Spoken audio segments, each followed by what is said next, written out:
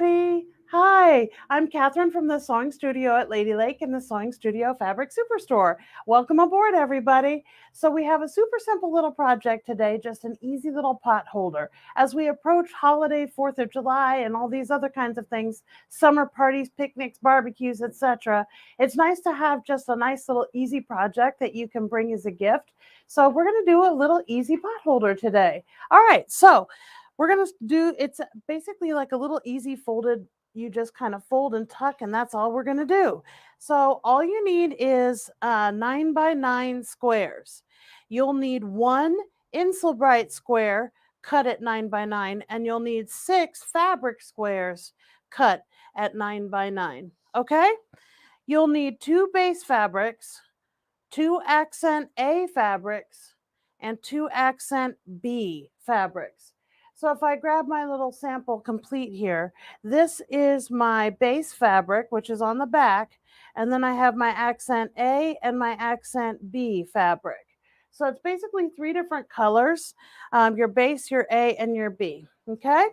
Once you've got that, you're going to fold your accent pieces corner to corner and press. Okay, so you just basically take your accent A piece and B piece, fold down one corner and give it a nice good press so that you've got crisp, clean edges.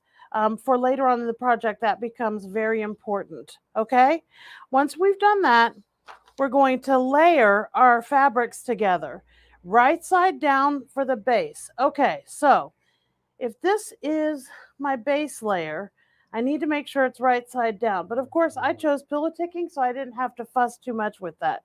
Then we're going to layer Insulbright on top of that. So the Insulbright is a really cool product. Basically, it looks, I don't know if you can see the silver shine in there. On one side, you can see it. On the other, it's a little bit harder to see. Here, let me hold up the bolt for a second. So it's basically an insulating material, and you can use it to make oven mitts, you can use it to make hot pads, you can use it to make a bowl cozy that does not go in the microwave, because again, there's some metal in there. So don't stick this in the microwave, but you can it'll keep heat in and it'll protect surfaces from heat. So this is a really cool product. All right, so we've got our base fabric down first, right side down. And then we have our Insulbright fabric on top of that. Then you need to layer your base fabric on top of it one more time. So we've got our base Insulbright base, and then here comes the fun part. Now we're going to put our accent A piece, B piece, A piece, B piece. So we're going to start with our accent piece A, and you can layer that down. Notice that I have my raw edges off and I've laid it down corner to corner. Then you're going to do accent piece B. You want to keep them going the same way. So if this is on the angle and the point is on this corner, at the very next corner is where you place your accent piece B corner. Okay, so there I've got A and B. Back to A. So we've got our corner here with the angle there, and it actually lines up with that first piece. And now here's the fun one. This is the last one, so this is accent piece B, and you're going to lay it down there.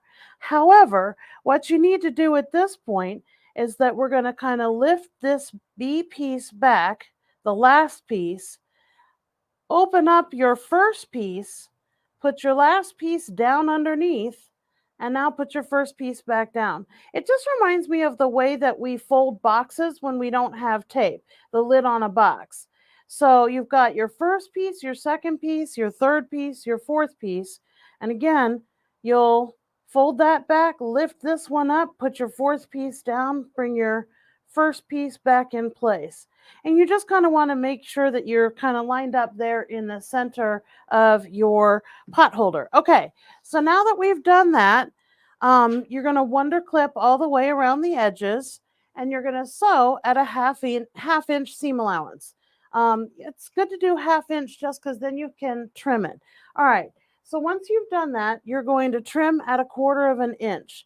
I also like to clip my corners because again, with the Insel Bright, and we are talking about a whole lot of layering of fabric, it's good just to get some of the bulk out of the seams. So we're going to turn it right side out and then press it. So how do I turn it right side out? Well, basically, I have access to the middle of my piece just by opening up my 4 little diamonds. So I'm going to go to one corner, grab a hold of it, and basically turn it right side out. So there's that first corner. It's also helpful if you have a point turner. So you can basically smush the whole thing right side out and then push your corners out. Hello, my baby. Hello, my honey. Hello, my ragtime gal. Okay, so that's about it. You're going to kind of want to make sure you've got your stuff pushed right on out to the edges.